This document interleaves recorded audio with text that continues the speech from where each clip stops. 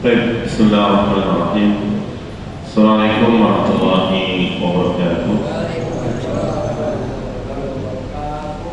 Innal hamdalillah nahmaduhu wa nasta'inuhu wa nastaghfiruh wa na'udzu billahi min shururi anfusina wa sayyiati a'malina. May yahdihillahu fala mudilla lahu wa may yudlilhu fala hadiya lahu. Asyhadu an la ilaha illallah wa asyhadu anna Muhammadan 'abduhu wa rasuluh. Salatan wa salaman daimain mutalazimain ala nabiyil karim Muhammadin sallallahu alaihi wasallam wa ala alihi wa ashabihi wa man tabi'ahum bi ihsan ila yaumil din. Qala Allah ta'ala fi kitabihil karim, a'udzu billahi minasyaitonir rajim. Bismillahirrahmanirrahim. Ya ayyuhalladzina amanu taqullaha haqqa tuqatih wa la tamutunna illa wa antum muslimun. وفي آيات يا أيها الذين آمنوا اتقوا الله ولتنظر نفس ما قدمت لغد واتقوا الله إن الله خبير بما تعملون. أما بعد, jemaah Masjid At-Taqwa yang dirahmati Allah Subhanahu wa taala. Pertama tentu kita bersyukur pada Allah, dan Allah telah mengizinkan dan mentakdirkan kita hari ini untuk sama-sama duduk dalam majelis ilmu. Saya secara pribadi sudah lama juga. Terus yang kedua, mari sama-sama kita bersyukur atas limpahan nikmatnya yang sudah Allah berikan dengan berbagai macam kenikmatan-kenikmatan itu, dan semoga Allah berkahi setiap karunia yang sudah Allah berikan kepada kita, dan semoga ungkapan rasa syukur kita kepada Allah adalah dengan agenda-agenda amal-amal kita yang saleh dan salehah, agar karunia yang dibalut dengan iman, yang dibalut dengan tauhid, itu menjadikan keberkahan setiap karunia yang Allah berikan kepada kita. Amin ya Allah ya Rabbal Alamin. Tema hari ini cukup bikin panas, ya, tentang perang pemikiran. Karena saya melihat materi ini sebenarnya sama Pak siapa? Pak Susali yang kemarin sudah saya sampaikan di materi teman-teman kader-kader dari Muhammadiyah di KKMD, bicara tentang Ghazul Fikr. Yang kedua, saya melihat konspirasinya terus bergulir, dan banyak sekali fakta-fakta yang terjadi di tengah-tengah kita. Dari sisi pakaian, anak-anak kita sudah bahkan di luar syariat. Jangan kaget kalau nanti yang mengibarkan bendera pelangi dia muslimah, dia pakai kerudung. Dan ini menjadi konspirasi yang sangat masif. Kan berkali-kali saya sampaikan, terbaru Indonesia itu menjadi kota judi terbesar, kan di luar dugaan. Bahkan kemarin saya sampaikan, tolong sampaikan kepada seluruh khatib, ini faktanya sudah terjadi, ya. Lelaki gay di kota Depok sudah mencapai angka 5.719, ya. Hari ini kasus rempang jadi rempong, ya, karena tadi dan ternyata yang menyuarakan itu adalah aktivis Muhammadiyah. Baru kemarin sore saya kumpul di PDM, aktivis dari Muhammadiyah Jogja, tapi ternyata ditunggangi. Makanya ini lagi proses untuk pelepasan kader kita, karena memang ya itu bumi-bumi Melayu. Ya, kemudian mau dibuat pabrik gula, ya, negeri ini adalah milik kita, bumi adalah milik kita, tapi kenapa negeri ini malah kita susah untuk tegak di dalamnya, berdiri di dalamnya, dan kita hidup di dalamnya. Bahkan saya dapat flyer, kalau nanti ini masih isu, tapi nggak tahu nanti benar atau tidaknya, bahwa nanti di jalan-jalan protokol Jakarta akan berbayar. Jadi motor atau mobil yang lewat situ harus berbayar. Yang usah jauh-jauh lah. Jalan tol di Saudi, di Libya itu semuanya difasilitasi oleh negara. Tapi di kita difasilitasi oleh ada beberapa hal, ya. Belum lagi dari sisi pakaian anak-anak kita sudah terperangkap, belum lagi dari sisi pendidikan kita. Makanya tahun ini adalah tahun politik. Kelak ke depan itu akan berimplikasi kepada pendidikan kita, kepada madrasah kita, kepada sekolah-sekolah Islam kita, kepada pondok-pondok pesantren kita, yang kalau nanti hari ini anggota dewan itu dari mulai suaminya, bapaknya, anaknya, semuanya masuk, dan ternyata kalau di dalam sudah ngobok-ngobok undang-undangnya di luar syariat dan mereka tidak pernah henti, makanya saya kasih judul, mereka tak pernah diam, melakukan konspirasi-konspirasi yang begitu luar biasa masif, tapi kitanya malah diem saja, ya. Kita lebih banyak terlenakan dengan berbagai macam cara. Makanya lihat pembahasannya, ini harus kita pahami tentang ghazal fikr, kemudian asbab inhitab. Apa asbab inhitab? Sebab-sebab kemunduran umat ini. Kemudian misi dan tujuan ghazal fikr itu apa? Kemudian sarana yang dilakukan oleh mereka itu apa saja? Dan tentu ini adalah adrar, ya, bahaya-bahaya dalam konspirasi-konspirasi mereka yang tak pernah henti, ya. Makanya ini tahun-tahun politik, maka kita memohon kepada Allah mudah-mudahan konspirasi-konspirasi musuh-musuh Allah, ya, agar jangan sampai negeri ini, bumi ini. Kemarin saya ngisi kemerdekaan Republik Indonesia yang sudah ke-78 dengan hari ini lombanya itu kan nggak ada hubungannya gitu. Makan kerupuk sambil berdiri, bapak-bapak dikasih daster, apa lagi? Jaka sembung bawa kolong. Tapi kalau kita baca tentang amanah undang-undang, ya, lihat kata-kata di bait yang pertama. Kemerdekaan itu adalah hak setiap bangsa, dan kalau kita tidak merdeka, maka berarti kita masih dalam tidak berperi kemanusiaan dan tidak berperi keadilan. Ditambah lagi berkat rahmat Allah yang maha kuasa dan didorong oleh, lihat, didorong oleh keinginan para leluhur kita, ulama kita, zu'ama kita, kiai kita, habib kita.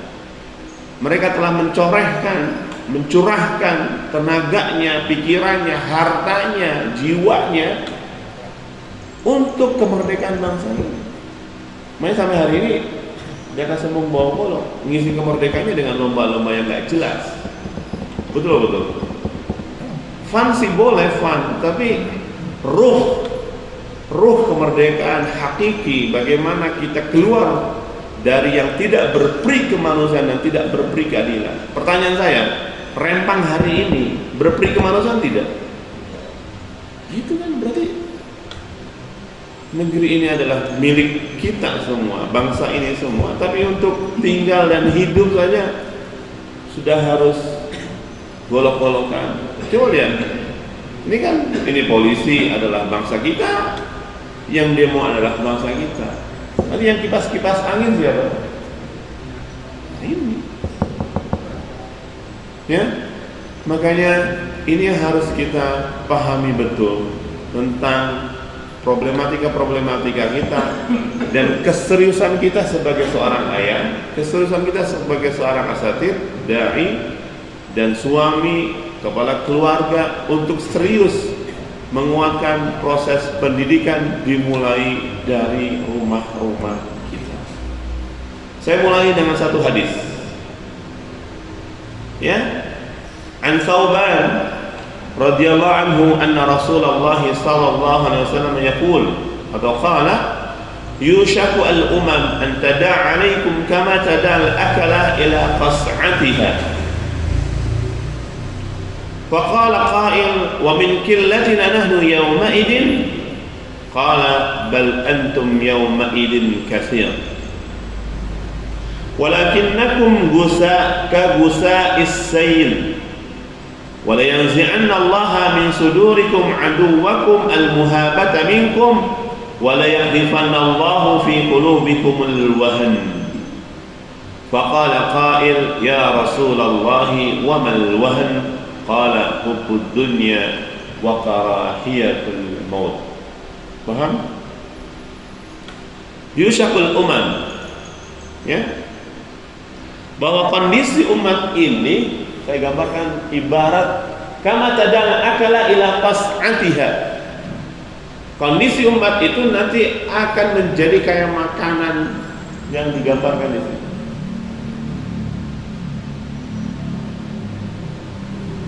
Akan selalu menjadi rebutan dan menjadi objek bagaimana kondisi umat ini dan mau diapakan. Faqala qail, kemudian dikatakan, wa min qillatina nahnu yauma idzin ya Rasul. Apakah saat itu jumlah kita itu sedikit? Apa jawabannya? Bal antum yauma idzin katsir. Saat itu jumlah kita banyak. Walakinnakum, akan tetapi jumlah kuantiti kita itu kagusa, gusa buih, kagusa isail, buih dalam lautan. Bagaimana buih dalam lautan? Enggak gini. Makanya sedih anak-anak Citayam itu bawa celurit, bawa golok. Maka sedih anak-anak kita hari ini. Kasus terakhir itu kemarin proses penerimaan atau ospek mahasiswa baru di ITB itu kecolongan. Ternyata apa Mas Iman? Ada bendera pelangi. Kecolongan. Dikiranya biasa aja, tapi ternyata sudah masif ke kampus-kampus kaum pelangi. Dan sekarang pun jangan kaget dan jangan aneh kalau nanti di kampus ada yang hai mas gitu. Padahal badannya keker. Lihat saja di layar televisi kita model-model kayak saya sebut saja ya, Mas Iwan Gunawan ataupun yang lainnya. Itu kan jadi sorotan, jadi tontonan. Jangan sampai ini terjadi di anak dan keluarga kita. Ya. Makanya saya sedih banget kalau kemarin itu bapak-bapak lombanya ya kayak banci-bancian, bukan hanya kayak lagi, emang ya gayanya. Sudah main voli, kemudian main bola, dikasih dandan yang begitu, itu sudah nggak pantas juga ditonton oleh orang, masyarakat, anak-anak kita, cucu kita, dan lain sebagainya. Ya, kagusa isail, wala yanzi'anna Allah min sudurikum aduwakum al-muhabata minkum. Dan ternyata kata Rasulullah SAW, kita disebabkan sudah terjangkiti yang namanya penyakit al-wahn. Kemudian bertanya seseorang kepada Rasul, ya Rasulullah, wa mal wahn? Apa itu wahn? Kenapa ternyata kita terjangkiti yang namanya penyakit hubbud dunya wa karahiyatul maut? Lebih suka mencintai dunia dan takut mati. Nah ini makanya kemarin saya ngisi di Mujahidin Jumatan ya. Kasus rempang jadi rempong. Jangan sampai pengembangan usaha, pengembangan harta-harta kita, ternyata cara kita Allah nggak ridho dengan cara-cara kita. Pengen dapat banyak tapi caranya nyikut, caranya ngusir, caranya korupsi, caranya ribawi, caranya judi. Kasus mahasiswa UI kemarin caranya apa? Gara-gara terjebak oleh pinjol. Sudah pusing banyak jebakan Batman, nonton film yang kekerasan, keluarlah karakter yang saat itu setan membungkusnya sehingga teman sendiri, teman sekamarnya pun dibunuh. Ini jangan sampai terjadi di anak-anak kita dan cucu kita. Dan inilah gambaran yang sudah Rasulullah SAW sampaikan 14 abad yang silam tentang kondisi umat ini. Makanya bapak-bapak, ya, ibu-ibu harus sering turun gunung, mengcross-check, kemudian berdialog tentang iman, berdialog tentang Qur'annya, berdialog tentang ibadahnya, berdialog tentang paradigmanya. Jangan sampai kesleo. Nanti kita akan sampaikan bagaimana kesleonya. Yang kedua, bunyi hadisnya adalah la tattabi'anna sunan man qablakum shibran bi shibrin, ya, wa dhira'an bi dhira'in hatta law salaku hajara dabdin la salaktumuhu. Qulna ya Rasulullah al-yahudu wan nasara, qala faman. La tattabi'anna, kalian akan benar-benar mengikuti, ya, gerak langkah mereka, shibran bi shibrin, selangkah demi selangkah, dira'an bi dira'in, sehasta demi sehasta, hingga kalian mampu akan mengikuti sampai hajar, dob, lubang kecil dob. Dan mereka, bahkan kita, akan mengikuti sampai sekecil-kecil lubang itu, baik dari style, gayanya, pemikirannya, paradigmanya, bahkan tata cara hidup mereka. Qulna ya Rasulullah al-yahudu wan nasara, apakah Yahudi dan Nasara? Kata Rasul, sama. Ya siapa lagi? Ini menjadi warning kepada kita semua. Makanya inilah yang perlu di cross check. Kalau dari sini saya agak nakut-nakutin, tapi dari sisi faktualnya sekarang community hijrah umat ini semakin naik. Dilihat dari mana? Yang pertama, sudah banyak yang pakai jilbab panjang, yang pakai cadar. Kemudian sekarang banyak kelas middle up itu melakukan hijrahnya dengan kajian-kajian keislaman. Anaknya nitip di pesantren-pesantren, masuk ke rumah-rumah Quran, ngafalin Quran. Nah, ini peradaban ini yang harus kita beresin. Jangan sampai di bidang Quran kamiyah, jumlahnya banyak, tapi mereka nggak paham. Maka ini yang harus kita luruskan agar peradaban ini semakin komprehensif dan universal. Tapi kan ini masih minoritas, ya. Jutaan penduduk ini, ya lihat saja kasus deklarasi hari ini, bagaimana potretnya, ya, bagaimana Jawa Tengah, Jawa Timur, Jawa Barat, kemudian di luar Jawa seperti apa. Itulah kondisi saat ini kita. Mudah-mudahan kita jangan sampai jatuh untuk mengikuti derap langkah mereka, dan jangan sampai kita benar-benar terjerembab. Kenapa? Karena Islam hadir itu akan selalu berbentrokan dengan syariat mereka, dengan gaya mereka.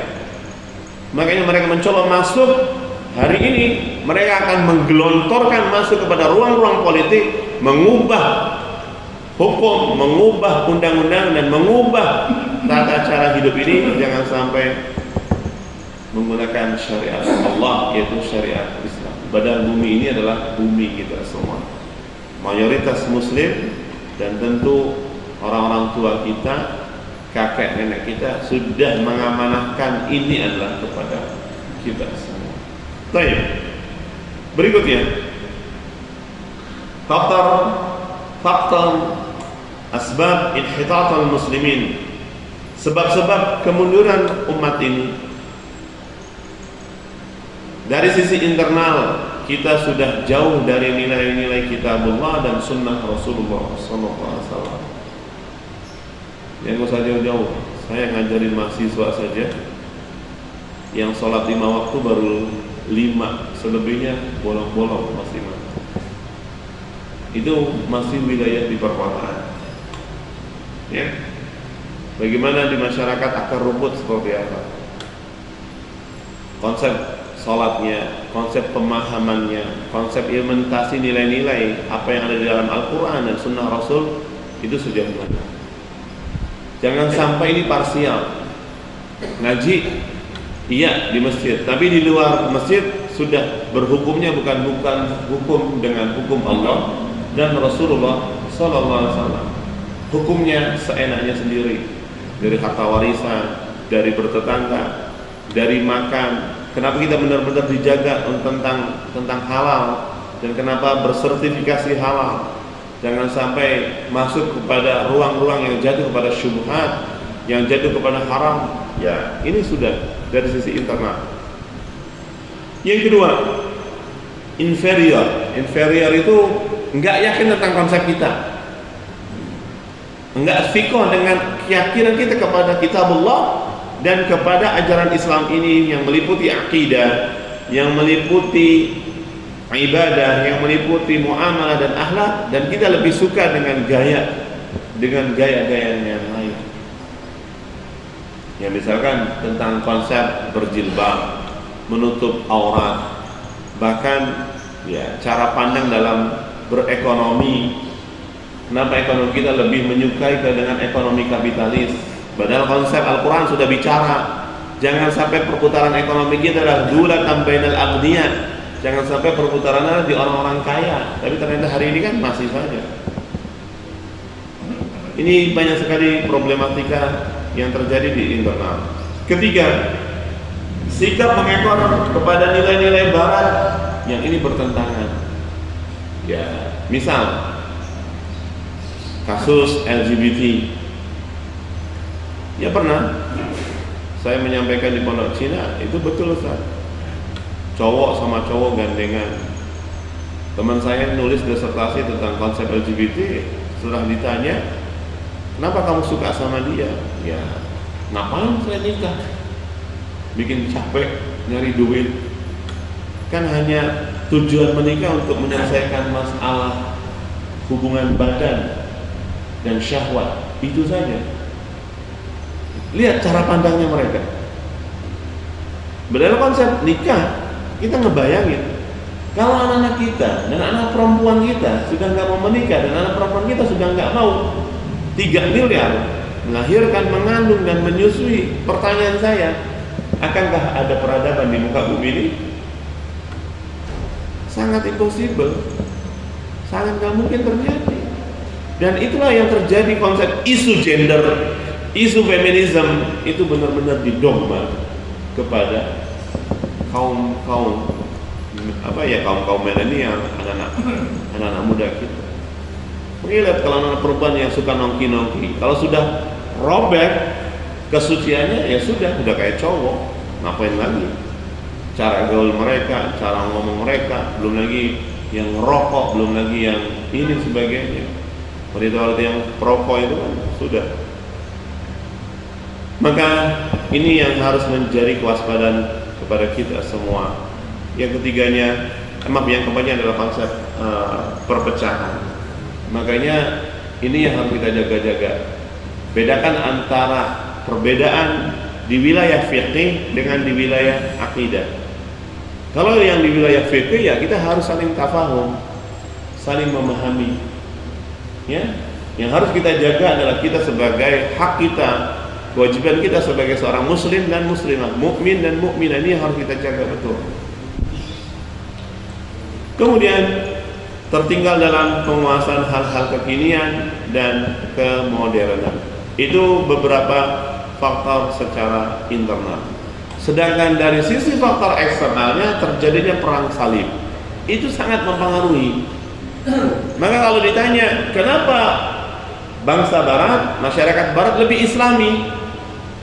Ya, peristiwa ini, perang salib.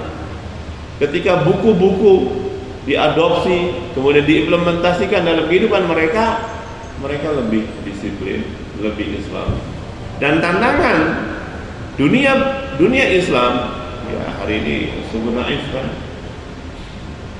Dari sisi di Saudi sudah ya begitu. Fitnahnya ini yang menjadi tantangan kepada kita semua. Dunia Islam. Tapi lihat kemarin Qatar, ya Piala Dunia dijadikan sebagai aset media mendakwahkan Islam kepada masyarakat Barat, bahkan orang-orang Afrika, bahkan dunia. Opening seremonial itu menggambarkan tentang dakwah yang sangat dahsyat, dibacakan oleh Ghanim, seorang yang dibaca adalah tentang bahwa kalian ya ayuhan nas inna khalaqnakum min dzakarin wa unsa wa ja'alnakum syu'uban wa qabaila lita'arafu inna akramakum indallahi atqakum.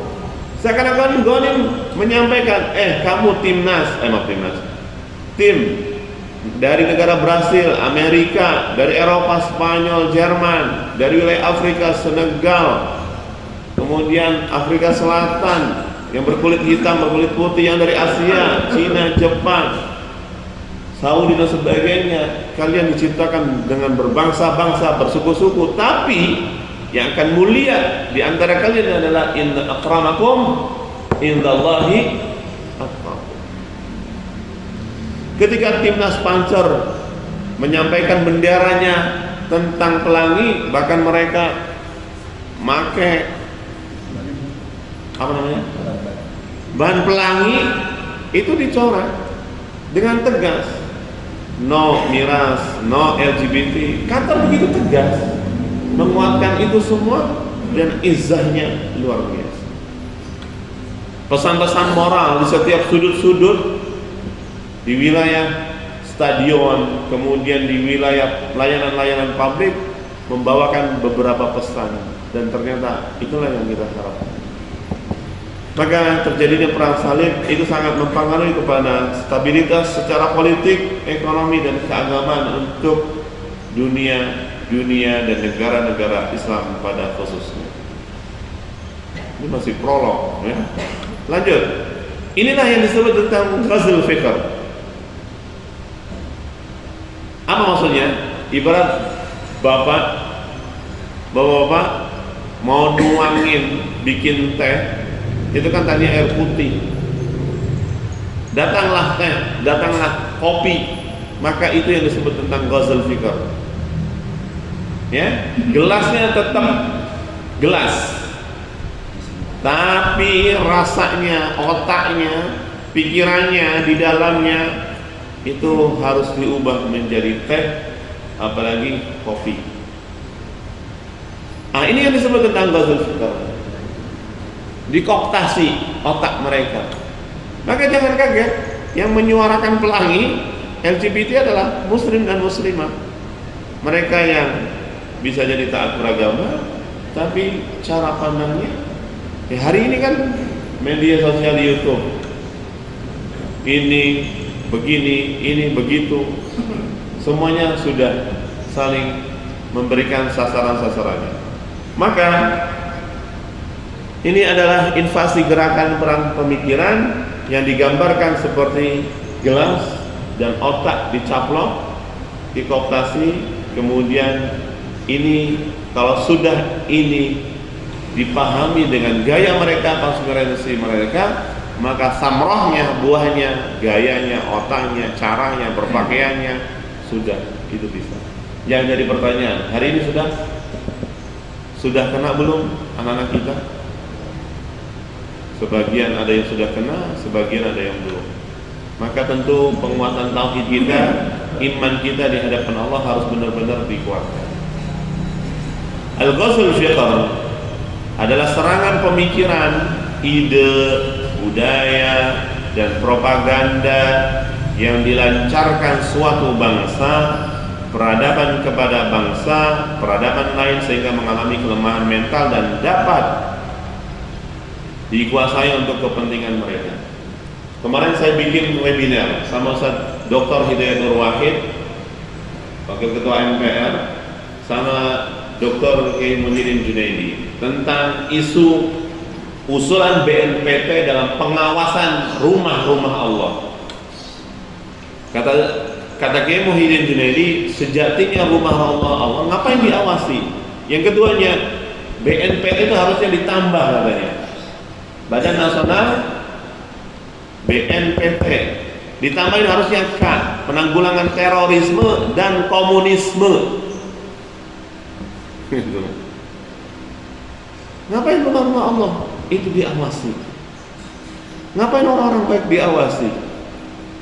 Nanti akan terjadi intrik, akan terjadi kecurigaan di antara jamaah. Ya, ini yang akan terjadi hal-hal di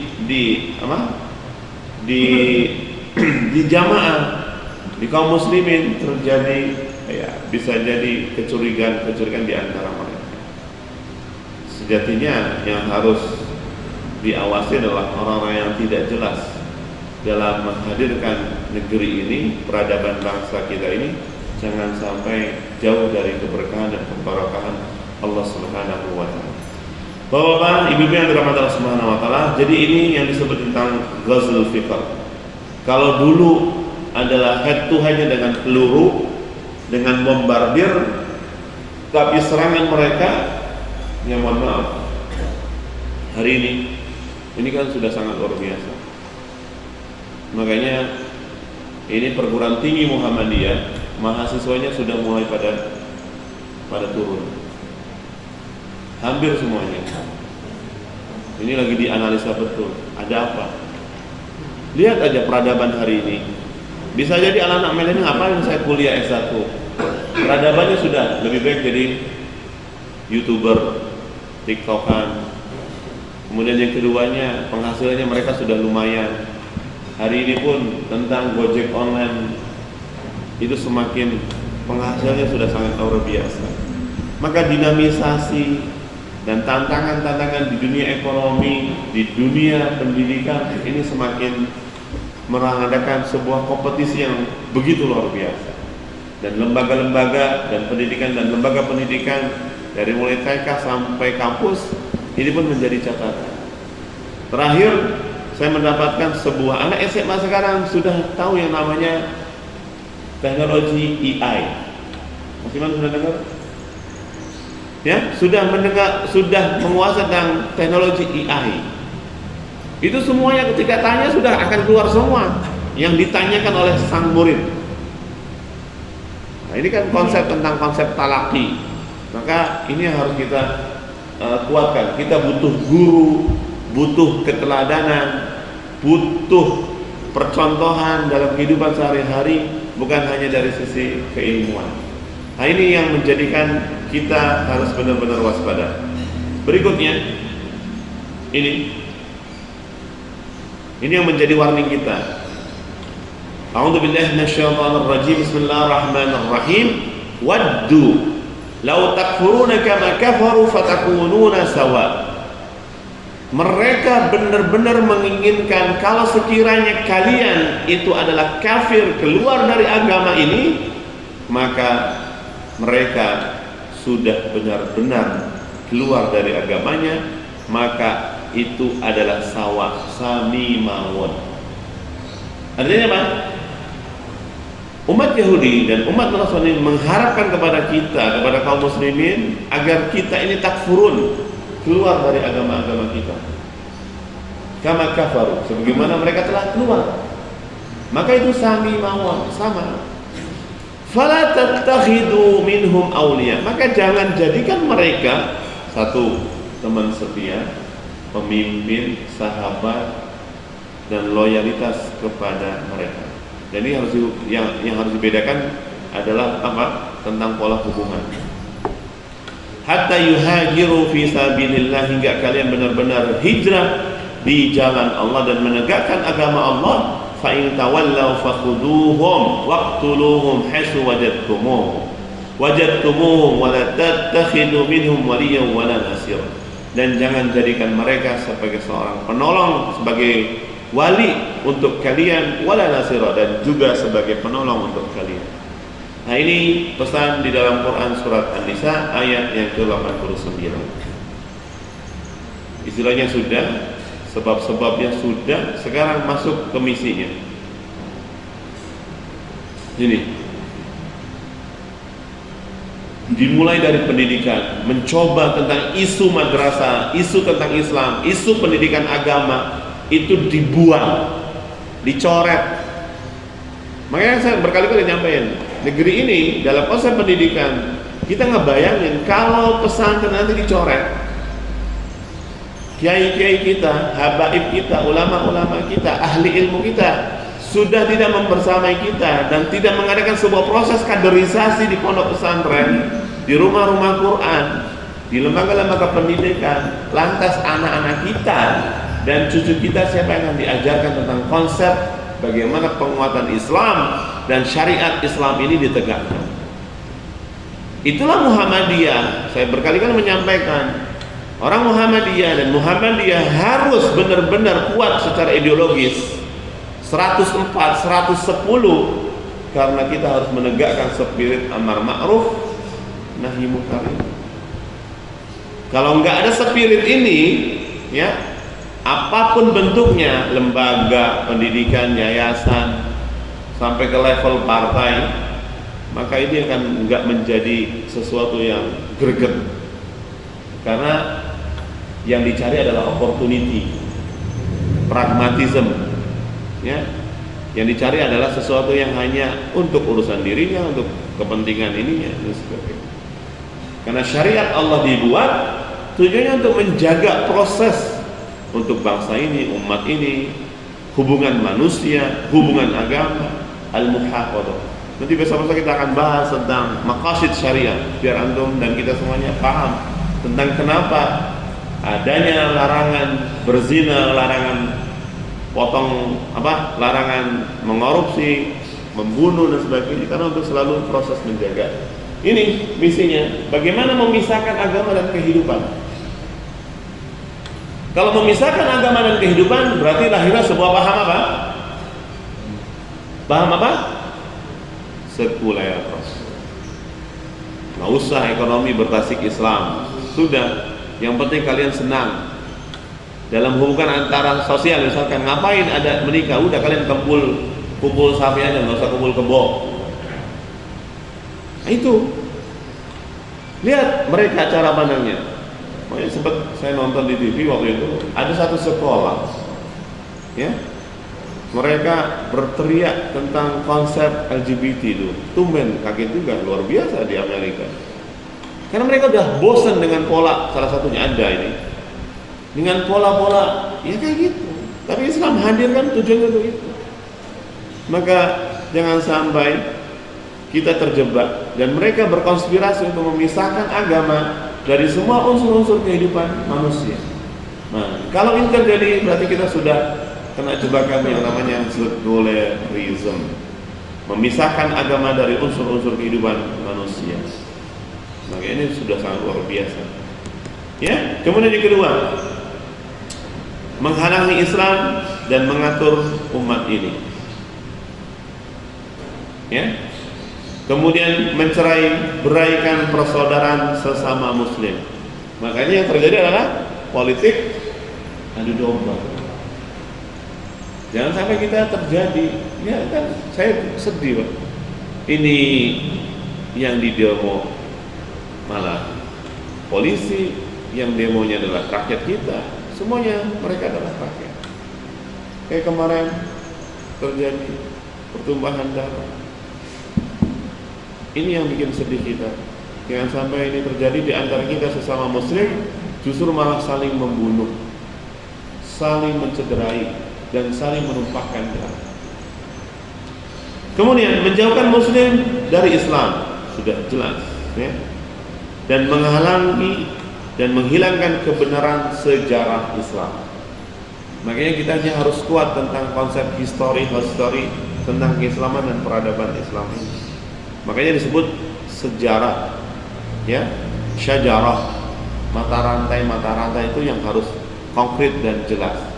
Dan yang terakhir, misi dari Ghazul Fikr adalah ini, murtad.